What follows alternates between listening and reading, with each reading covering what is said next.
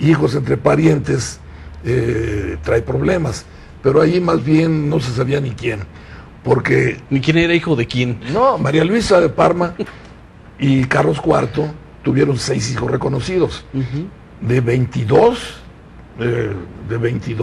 embarazos, pero la mera verdad no se sabía quién de quién. Se decía incluso que Fernando VII fuera hijo de Manuel Godoy, y no creo, porque Manuel Godoy vino después.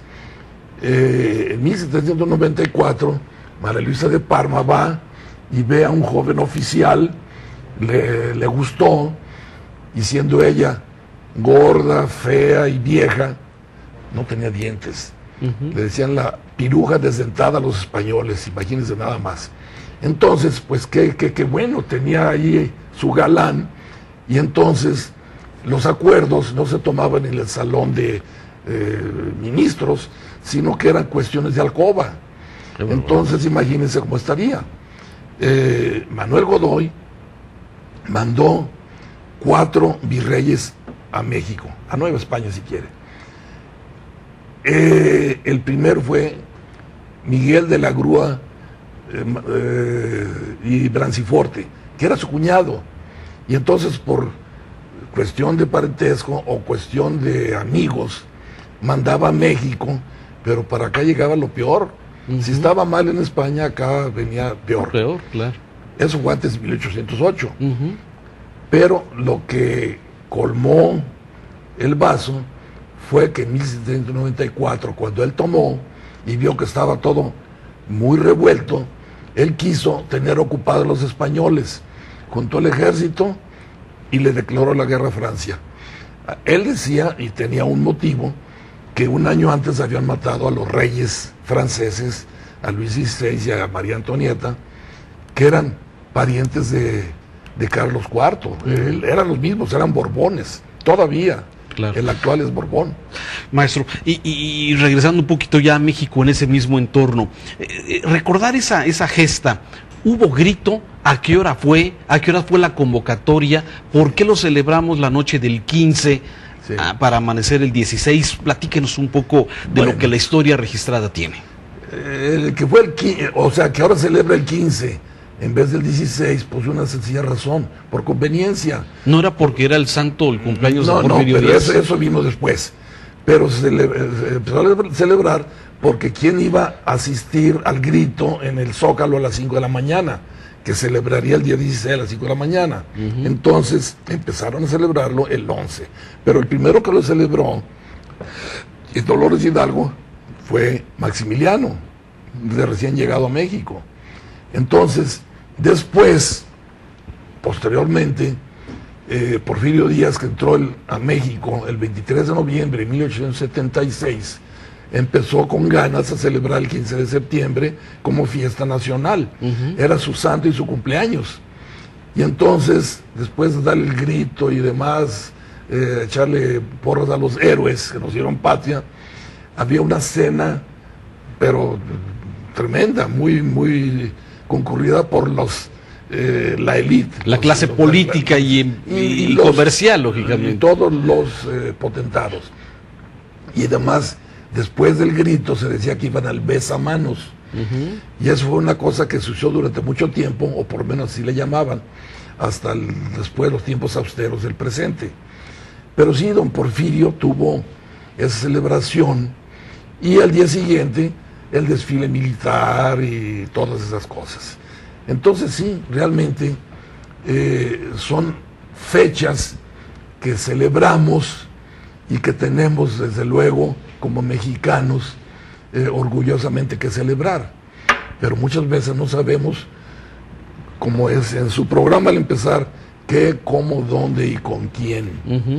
Si nos ubicamos en la línea del tiempo, sí es muy interesante ver de X fecha, ir hacia atrás o hacia adelante y buscar eventos.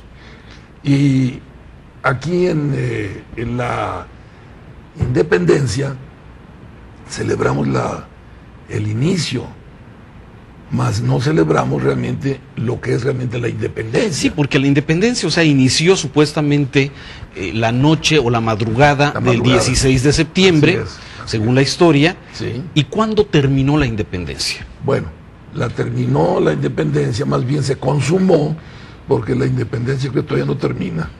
Tenemos ahorita muchos españoles aquí en los aeropuertos, en los puertos de Guadalajara, y Vancouver, mucha gente que está viniendo a Vancouver y todo eso. Pero en fin, el 27 de septiembre de 1821 entra el ejército trigarante a la Ciudad de México y se toma eso como la consumación de la independencia. Con Iturbide. Con Iturbide, O'Donoghue, Vicente Guerrero. Por cierto, que ese día se esperó Iturbide, así como don Porfirio el 15 de septiembre, Iturbide se esperó para entrar a México en esa fecha, porque era la fecha de su cumpleaños. También, ¿qué fecha era? 27 de septiembre. ¿De qué año? De 1821. 21. Y también Vicente Guerrero, también celebraron en el cuartel antes de venirse a México, porque era el día de San Vicente. Entonces hicieron una celebración padrísima ya antes de salir el ejército trigarante hacia la Ciudad de México. Y ahí a los toques de dianas y felicitaciones y demás empezó el feliz día. Y entonces entró Agustín de Iturbide y sobre el balcón de Palacio Nacional o Imperial o Virreinal, que todo eso ha sido, se dirigió a los mexicanos y les decía que les felicitaba en este día porque el imperio más opulento de la tierra, que era México, conseguía su libertad. Y desde luego que no sé cómo lo hicieron, pero se repartieron monedas, incluso algunas monedas conmemorativas de esa fecha. Claro. Y toda la gente desde luego estaba esperanzada.